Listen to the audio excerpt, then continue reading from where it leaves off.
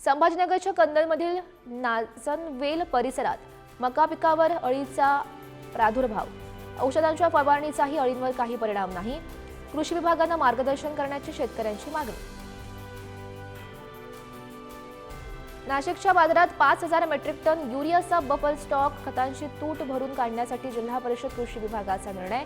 जिल्ह्यात मका पिकाच्या क्षेत्रात मोठी वाढ। अवकाळी पावसामुळे ज्या द्राक्ष बागायतदार शेतकऱ्यांचं नुकसान झालं त्यांना लवकरात लवकर मदत मिळणार। फळबागांच्या नुकसान भरपाईसाठी क्रॉप कव्हर योजना राबवली जाणार, कृषी मंत्र्यांची माहिती। महाराष्ट्रामध्ये यंदा 11,21,000 मेट्रिक टन सोयाबीनची ऐतिहासिक खरेदी पूर्णपणे डीबीटी प्रणालीद्वारे पारदर्शकपणे करण्यात आली असल्याची पणन मंत्री जयकुमार रावल यांची माहिती।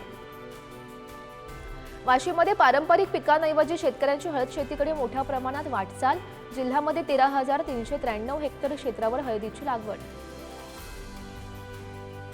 रायगड जिल्ह्यात आधुनिक पद्धतीने भात लागवडीला शेतकऱ्यांची पसंती। आधुनिक पद्धतीमुळे भात उत्पादनात मोठी वाढ। मराठवाड्यात 41,72,864 हेक्टरवर खरीपाची पेरणी पूर्ण। पेरणी झालेल्या क्षेत्रामध्ये सोयाबीनची सर्वाधिक पेरणी। पश्चिम विदर्भातील अमरावती, यवतमाळ, वाशिम, बुलढाणा आणि अकोला या 5 जिल्ह्यात आतापर्यंत 88.8% पेरण्या पूर्ण।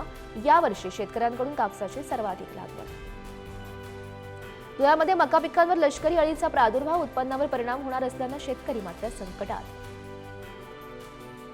नागपूर जिल्ह्यात अतिवृष्टीमुळे 7,000 हेक्टरपेक्षा जास्त पिकांचं नुकसान। शेतकऱ्यांना साधारण 400 कोटी रुपयांचा फटका। तातडीने पंचनामे करण्याची मागणी।